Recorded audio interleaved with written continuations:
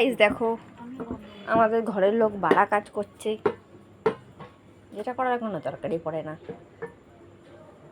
বাড়া কাজটা পূজার জন্যই হচ্ছে।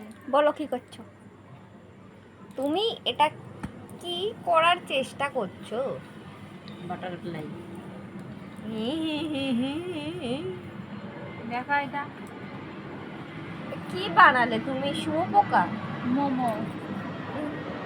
এরকম ডিজাইনের মোমো তো প্রথমবার দেখছি। তোমরা যে বাড়িতে মোমো বানাচ্ছো তোমাদের ফিলিংস কেমন? আমরা খাবো বলে বানাচ্ছি, জীবনেও তোকে তোমাকে দেখতে হবে না, ঠিক আছে? তোকে এইটা দিয়ে ডলন পেটা করে দেবো, বেশি পেটা পেটা করবে।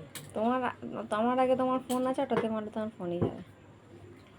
তুমি তুমি কোনো কাজেরই না। হ্যাঁ, কি একটা করছে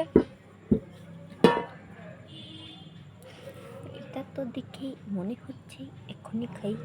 ব্যাস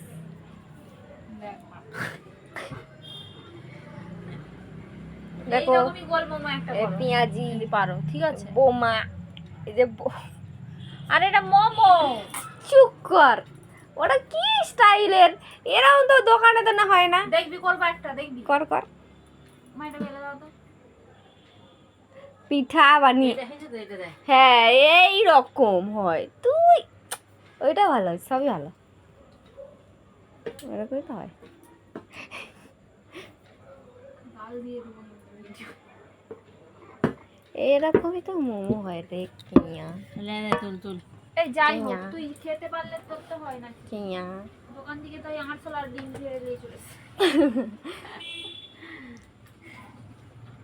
এই কটা মোমো কার গালে দিবি বল? পূজাতে একাই খেয়ে শেষ করে দেবে।